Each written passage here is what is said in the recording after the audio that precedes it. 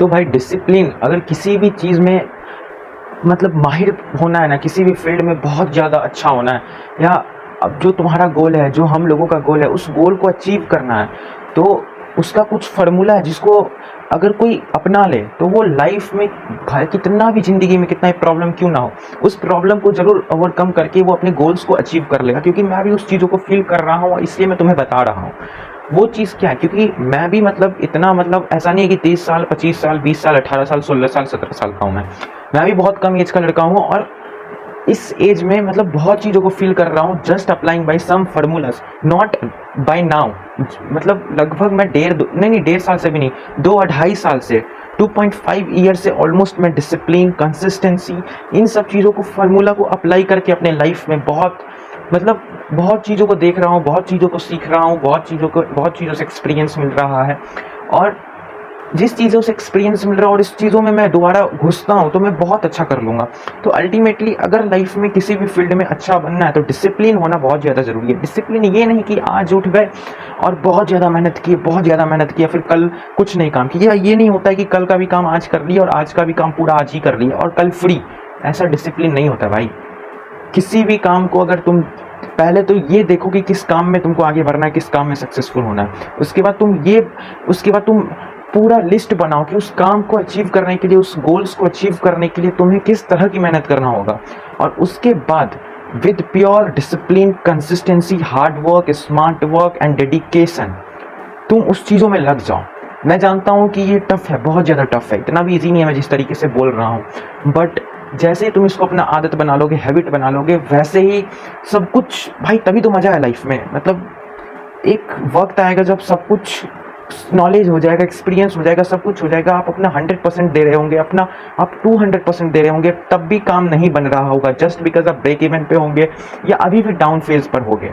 तो उसका सिर्फ यही कारण है कि आपको बस और अपना पोटेंशियल लगाना है, उसके बाद सब कुछ सही हो जाएगा। बस आप समय से पहले चल रहे हो। क्या है ना, एक बहुत अच्छा वचन जो है ना, मतलब एक बहुत अच्छा चीज़ सुना हूँ मैं।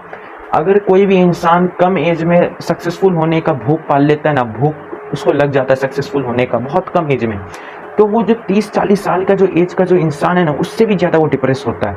तो यानी कि क्या है ना, हमारा जो एज है ना, वो एज में हमें किसी भी चीज़ों का जो लत लग जाता है, एडिक्ट जिस चीज़ में हो जाती है, किसी भी चीज़ को काम को ठान लेते, तो उस काम को कैसे भी करके जितना जल्दी हो सके उस काम को करना है।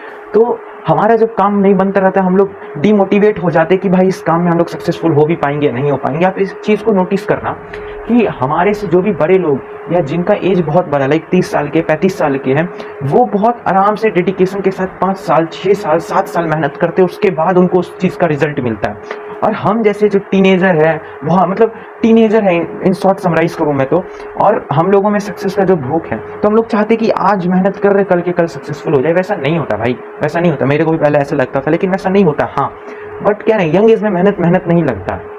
तो अगर आप किसी भी मतलब 18 की एज में या 18 की एज में या 20 की एज में, 19 की एज में, और अगर टीनेजर में स्पेशली हो 14 की एज में, 15 की एज में, 13 की एज में किसी भी चीज़ को अगर ठान लेते हो ना कि हाँ इस स्किल को सीखना और इस स्किल पे अपना करियर बनाना है, तो मैं सच बता रहा हूँ, जिस एज में आप इस चीज़ों को स्टार्ट कर रहे हो ना, आप अपने फैमिली, अपने ब्लड लाइन में आप बहुत आगे जाने वाले हो। क्योंकि मैं एक चीज़ देख रहा हूँ इस जनरेशन में मैं एक चीज़ देख रहा हूँ कि आज के समय हर घर में, ऑलमोस्ट हर घर में जो बहुत कम एज का इंसान है, उसको स्टार्टअप करने का लत हो चुका है, उसको पैसा का एडिक्शन हो चुका है, उसको स्किल सीखना है, उसको बहुत बड़ा बिजनेस करना है, उसको मतलब उसका माइंडसेट भयंकर हो चुका है, बहुत अच्छा माइंडसेट, बहुत अच्छे लेवल पे माइंडसेट हो चुका है।